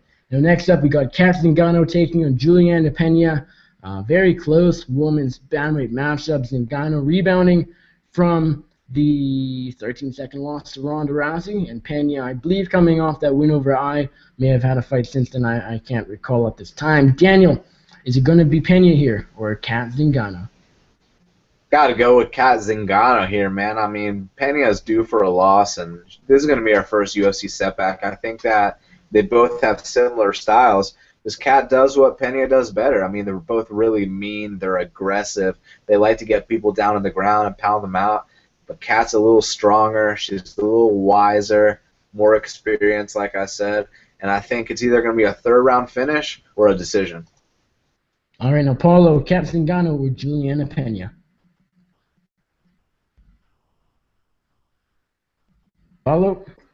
Oh, yeah, sorry, I muted myself. I like Zingano here, but I think this fight has a real high potential to be fight of the night. Even with considering the really stacked card that we're going to break down soon. It's just because she has more power and she's the more athletic fighter. I mean, Zingano is a physical beast. I mean, that's why a lot of people thought she could give Ronda Rousey a run for her money. And if it were not for that brain fart at the start there, then who knows? Maybe she could have probably been the second fighter to take Rousey out of the first round. Yeah, but no, I like her because of the striking department. I think she's going to get Pena out of there. If it goes to the ground, I think she can get back up or handle herself just enough. Overall, she's just a better fighter, and I think she's going to win. Maybe by finish, actually, second round finish. I'm going with Kat Zingano here, and I agree, Daniel, that this will be Pena's first UFC setback. As we said earlier on, there's a first for everything. Pena has looked really good, but I do believe Zingano does what Pena does better. I think Zingano will be able to win on the feet if she wants. If she wants to keep it standing, if she wants to take it down, I think she can. Pena has looked really good, but she's still one level below the best of the best in the women's bantamweight division, in my opinion. I'm going Kat Zingano by unanimous decision. Now, opening up the main card, we have former heavyweight champion Cain Velasquez versus Travis Hapa Brown. Paolo, who do you like in this heavyweight matchup? Oh, this is tough. Right now, I'm going to go with Cain, but that's a tentative pick because I got to see how he looks like. The thing about Cain is all those injuries eventually catch up to you. I'm going to tweet a GIF later about the different Cain Velasquez, of how Cain Velasquez has looked since the beginning. It was basically like a compilation of him basically bouncing up and down every time before the fight starts to warm himself up. And it progressively shows him getting less bouncy as it goes on. That just goes to show that he can't put a lot of weight in his knees anymore, and he's lost the explosiveness that made him a really great fighter and an all-time great. And if he doesn't have that same explosiveness that he once had, and if he doesn't have the same cardio as he did either, well, then he just lost all the things that made him good as a fighter. And a shot Cain Velasquez against Travis Brown, one thing Travis Brown has is he's got size and he's got power, and that's dangerous, even for Cain. I'm going to pick Cain right now to win by an impressive decision and look like a complete shell of himself. But if you ask me again in a week, I might totally say Travis Brown by a knee knockout. All right, Daniel, Cain Velasquez or Travis Brown? Travis Brown's going to knock him out. I mean, let's be honest here. Let me ask you guys a question. Don't look it up. Who's won more recently, GSP or Cain? Don't look it up. Just answer. GSP. Exactly. I mean, do I need to say anything else? And, you know, in both their last fights, that was the best performance of Travis Brown's career. Everyone likes to talk about the eye pokes, but you put the eye pokes aside, and, you know, he was finally using his range. He was performing to the best of his abilities. With Cain, I mean, what kind of champion doesn't go out to Mexico early to get acclimated, especially when he's supposed to be this Mexican hero? I don't think he wants it anymore, and I think he's going to get knocked out here by Travis Brown.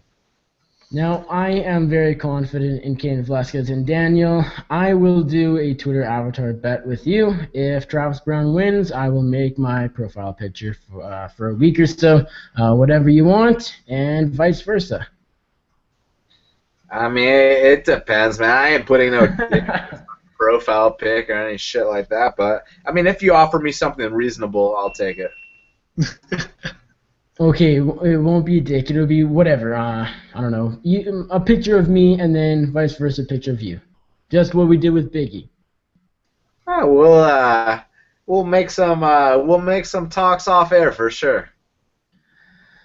All right, you clearly aren't too confident in Hopper Brown here. If you won't even put your Twitter profile picture on the line for a week, but I am confident in Cain Velasquez. It's C-level Cain at the end of the day. Yeah, he hasn't won since October 2013. As Daniel mentioned, since before GSP last one over Hendricks. But Cain Velasquez here will be in shape. His cardio will be back. Cardio Cain is back. C-level Cain is back. He is going to murder Travis Brown. I really think Cain Velasquez dominates Travis Brown here. Takes him down, pounds him out. First round or second round TKO for Cain Velasquez here. I'm confident. Maybe I'm too confident. Maybe I'm fading Travis Brown too much. Maybe I'm not. Maybe I'm overestimating Cain Velasquez here after the Verdum loss. Maybe he won't be the same fighter, but I think he comes back stronger. I think he comes back better. At his best, he's the best heavyweight or the second best heavyweight. He's still a great fighter. Travis Brown, I don't think is in that top level. There's a step from Stipe, Cain, Verdum, even JDS, even Overeem. And then there's Travis Brown slowly behind that. That's my thoughts. Cain Velasquez here, I think he takes him down pretty easily. Early on, pounds out a TKO, first-round TKO victory in this fight. Now, next up, we have the interim featherweight championship is online because Conor wants revenge against Nate. In the same division he lost to Nate at, which is welterweight. We have former featherweight champion Jose Aldo taking on former lightweight champion Frankie the Answer Edgar. Daniel, Is it going to be Edgar taking home the interim featherweight gold here, or will Jose Aldo get back somewhat his belt? I guess you can kind of call it his belt. Moer. I think Frank Edgar is going to knock out Jose Aldo straight up. You know, I know Jose is looking past Frankie Edgar, as he likes to say, but listen, man, he's coming off a life-changing knockout, and he's just not the same guy anymore. You look at one of these past UFC events, you know how they show like the stars sitting in the seats, and they show the camera on them. They all say what's up. You look at Jose, he's like, he doesn't even want to be seen. The guy has just not been the same since that knockout. Frankie's only been getting better, and this time also Frankie's he's a master at rematches. Fuck what the judges say in that Benson fight. Frankie's gonna finish the great Jose Aldo. All right, now Paolo, Frankie Edgar, and Jose Aldo. You could not agree more with Daniel. I think Frankie Edgar is going to starch Jose Aldo, and I want to keep it down in case a lot of people are listening, or when I post this back up, because I don't want everyone running with their mamas running over to bet Frankie Edgar and push that line up to 2-1. So I'm not gonna say how, but I think Frankie Edgar is gonna knock out Jose Aldo within the first 3 rounds. Everyone go bet on Jose Aldo within a minute, because I am going Frankie Edgar by first round knockout as well. Jose Aldo, I agree with what you guys said. Jose Aldo will not be the same fighter, is not the same fighter since before the Conor McGregor loss. He was out of that fight before they were in the cage. I think we can almost all agree on that. And then Conor McGregor goes out there and knocks him out in 13 seconds. That can't help. Jose Aldo is a great fighter. He's one of the best ever. But not anymore. Frankie Edgar, I did underestimate his power against Chad Mendes. Maybe he'll go back to his decision ways. It'll be a 5-round decision for Edgar. Maybe Aldo rebounds unexpectedly and pulls off this win. But I'm going to go with Frankie Edgar here to show off his power that we don't always see once again for the second time in a row. I think Frankie Edgar knocks out Jose Aldo to claim the interim featherweight championship. Now next up, we got Miesha Tate taking on Amanda Nunes for the women's bantamweight championship. Tate coming off a very awesome submission win over Holly Holm, come from behind victory. Really, really amazing. And then Nunes on the same card, 196, is coming off that win over Valentina Shevchenko. Daniel, will it be Cupcake to retain or the Lioness to gain? I really don't know. I mean, I think that if Nunes wins this fight, it's going to be within the first 2 rounds. But, the first 2 rounds, she's a killer. I hear she knocks guys out in the gym. But after the first 2 rounds, she really tends to gas out badly. And if there's one thing Miesha's known for, she can overcome adversity in a fight. So I think most likely Miesha Tate's going to win this fight. But if Amanda has a chance, it's in the first 2 rounds. All right, now, Paulo, Amanda Nunes, will she become the new women's bantamweight champion, or will Miesha Tate defend her championship for the very first time? I'm always tempted to pick against Miesha Tate, but it seems like every time I do that, Miesha Tate wins. So I've learned my lesson, and I'm not going to pick against Miesha Tate now. I think she's going to weather the storm from Amanda Nunes, and she's going to have another one of her epic come-from-behind victories and defends her belt. Maybe she submits Amanda Nunes or ground and pounds her when Amanda Nunes is really gassed and basically not able to defend herself. I mean, just to show how powerful and explosive Nunes is, she was winning the fight against Kat Zingano and was like thrashing her till she gassed out and lost the fight. And we know what Kat Zingano did to Miesha Tate. She was, I think, the only fighter in the UFC to finish Miesha Tate by strikes. So if I'm not mistaken, yeah, I think so. I think she's the only fighter to beat Tate outside of Ronda Rousey, now that I think about it. So I really like Tate here. I'd be worried for her in the first 2 rounds, but I think she's going to pull it off. Yeah, I'm in the same boat. Amanda Nunes could easily win this fight inside the distance in the first 2 rounds, but if Tate can weather the storm and take it to the 3rd and the 4th, and specifically the 4th and 5th, the championship rounds, Amanda Nunes is in a world of trouble. I don't think her cardio will, and I don't think it could hold up in the later rounds, and I do believe it gets to the later rounds, so I don't think it will hold up. Miesha Tate can go 5 rounds, no problem. We've seen that multiple times. We have proof of that. But it comes down to the first and second round. Can Amanda Nunes starch Miesha Tate in the first round? Will she be able to knock out the champion and claim the title in that first or second round? That's what it comes down to. If she can't Tate all day in the later rounds, I think the first 2 rounds, the first round, I'm actually thinking Nunes will win the first round, and the second round, first and second, sure, and then Tate will pull away, similar to Joanna and Gadelha, and then Tate will pull away in the third, and then more dominant in the fourth and fifth, and ultimately win by a unanimous decision. Pretty clear victory for Miesha Tate, but don't be surprised if Nunes wins this fight because she's so dangerous early on. Now, next up, we got the co-main event of the evening, which marks the return of the former heavyweight champion Brock Lesnar taking on Mark Hunt. Daniel, does Brock Lesnar return after a 4 to 5 year layoff, not counting his WWE fights, of course, and defeat Mark Hunt, or will Hunt knock out the former champion? Hunt's going to knock him out in devastating fashion and send him back to his other sport that he went running to when he lost his belt. You know, I think that if Brock Lesnar wins this fight, it's just going to be bad. It's going to be a bad feeling because you don't just leave this sport and go, do this fake wrestling stuff for 5 years and then come back and win against a guy that's been that's been competing against Stipe Miocic, Fabricio Werdum, Frank Mir. Mark Hunt's been busy, man, and his takedown defense has been getting better. His get-up game has been getting better. He's going to knock out Brock Lesnar in the first round. All right, Paolo, do you agree? Will Brock Lesnar lose in his return to Mark Hunt, or will he win in his return? Jumping over from WWE once again. You know what? Just for shits and giggles, I'm going to go with Brock Lesnar here. Not confident, obviously, because, just really don't know what he looks like. I mean, when he exited the UFC, he was, so bad. I mean, he couldn't take shots anymore. I mean, he basically turtled up with the first nice shot over Reem landed. We know what Shane Carwin basically did to him and beat him to within an inch of his life. You could have argued that the ref should have stopped the fight there. And Brock won because Shane Carwin gassed.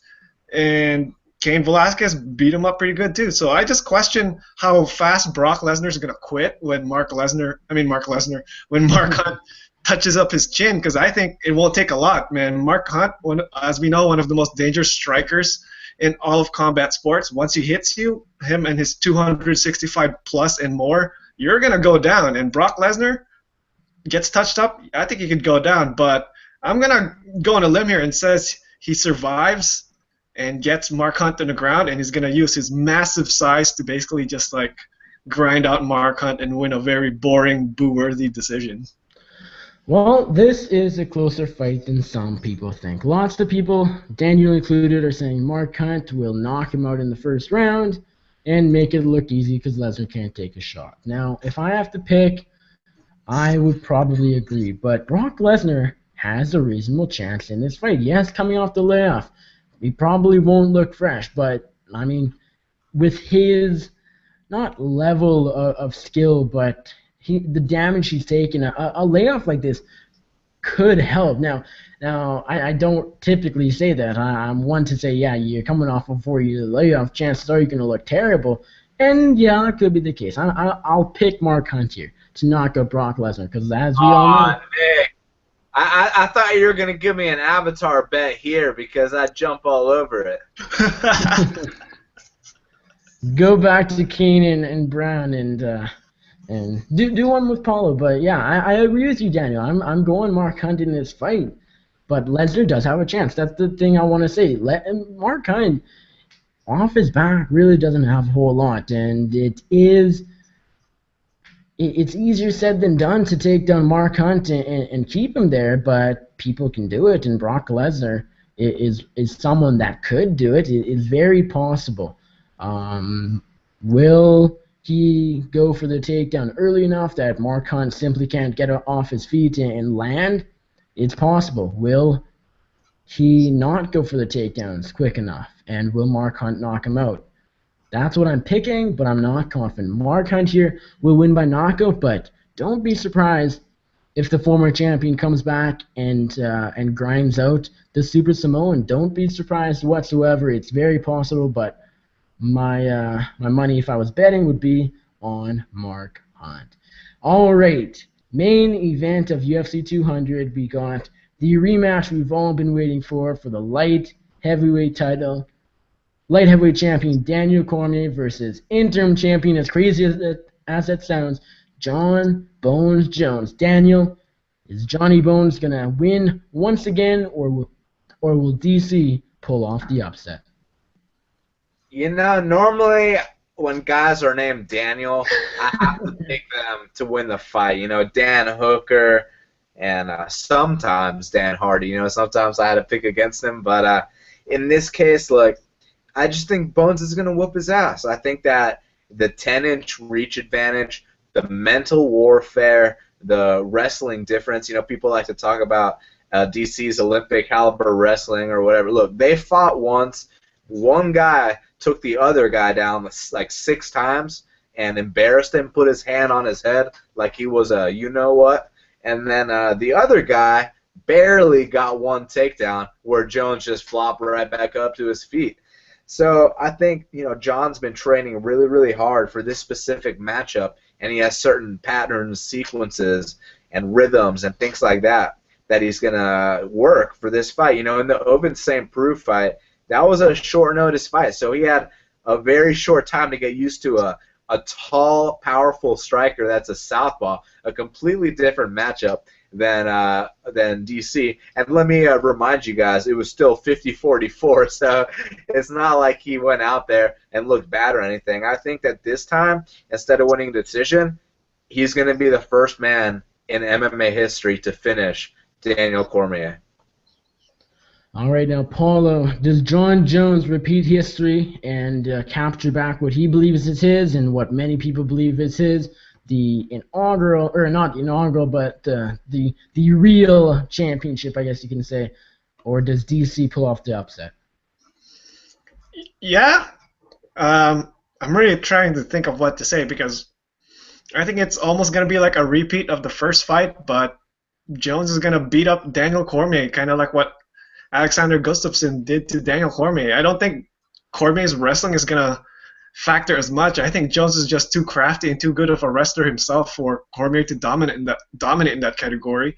And as we saw, John Jones let Cormier get in on his range because he wanted to see how hard Daniel Cormier can hit him. And I think John Jones was like, this guy hits like a bitch. I don't feel anything from this guy at all. And when you're fighting a guy who you're super confident can't hurt you or can't keep you down and take you down, you can Jones can basically just get all creative and be like the old John Jones and piece up Daniel Cormier, probably to a decision or a late stoppage.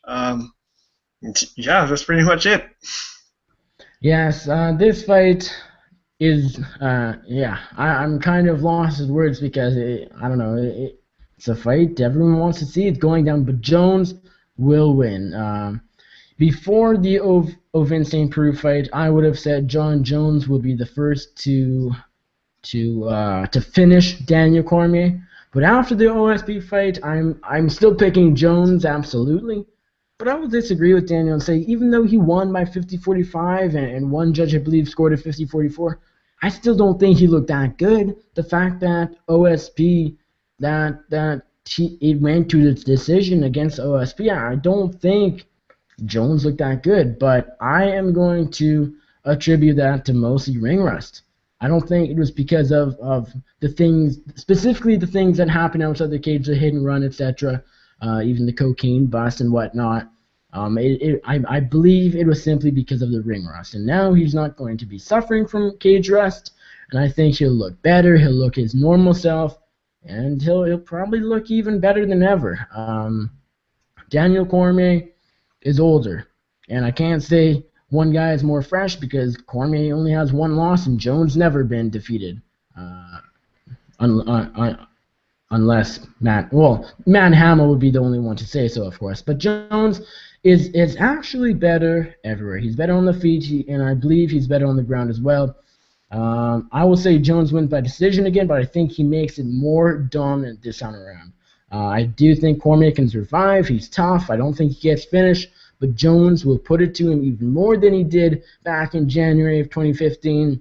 And John Jones will be your new light heavyweight champion of the world. As crazy as it sounds, because obviously you would most of the time it would be and still for John Jones, but this time it'll be and new for John Jones. Now, that is it for Before the Battle UFC International Fight Week 2016.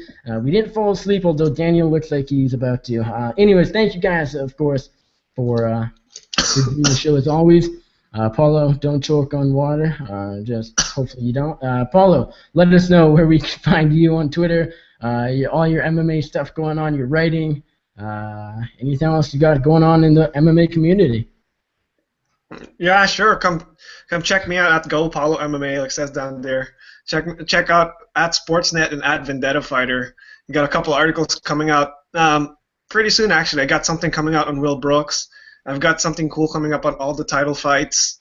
And yeah, we'll be pushing out some prop bets and DraftKings lineups for Vendetta Fighter. So keep tuned for that during Fight Week. All right, now Daniel, as always, where can you find your bets, your website, your podcast, anything else you got going on in the world of mixed martial arts? Now's your time. You can follow me on Twitter at BestFightPicks. Go to bestfightpicks.com for all the fight picks. And, I mean, been up for the last 2 years, so you might want to start tailing and subscribe to my podcast, Half the Battle, on iTunes, SoundCloud, and YouTube. Speak with the most exciting fighters in the game, ask them the questions that no one else asks, and break down the fights in style. I mean, we got Robin Black and Sean Carey for UFC 200, and we got a bunch of other guests, Paolo included, for the 2 Fight Night cards that are coming up that same week. So stay tuned. Half the Battle at Best Fight Picks. All right, now as for me, you can check out my writing as always at bloodyelbow.com. Recently dropped a interview piece from my interview with Belal Muhammad, talking all about Ramadan, the fast, and why that really won't affect his upcoming fight against Alan Jouban. He basically said he's not changing his preparations really whatsoever. And he basically said that it's not going to affect him that much. So interesting stuff from Belal Muhammad. Also dropped a piece on Mike Biggie Rhodes. Basically, Rhodes was saying that, yeah, he's going to be staying ready, 4 wins in a row now. He's waiting for that UFC call on short notice. I'll probably have some more interview pieces out in the next few days, although I am going to be busy for nearly up until the fights I'm going away next week. My birthday's coming up, but writing will be out, interview pieces, etc. So check that out at Bloody Elbow, my podcast, The MMA Circus. I host it each and every week with Andrew the Clown Kid Lawrence. It drops every Wednesday. I'm going to go edit this week's show right after I'm done this show in just a moment. So check that out tomorrow. Our guests this week, we have Kevin Lee, Steve Bosse, and Freddie Asansao, the twin brother of Rafael Asansao. Bosse talking all about that fight of the night win over the Real OC. Kevin Lee talking about next week's fight over Jake Matthews. And, of course, Freddie Asansao talking about his upcoming title fight at Titan FC 40 against Jay-Z Cavalcante. And we're doing a doubleheader this week. We will also be dropping an episode on Saturday because there won't be an episode next Wednesday. And we'll have a bunch of guests on this Saturday show as well. Thank you, Daniel. Thank you, Paolo, as always, for doing the show with me. Appreciate it. Hopefully, Mike will be back next time for UFC Sioux Falls. And with that, enjoy the fights.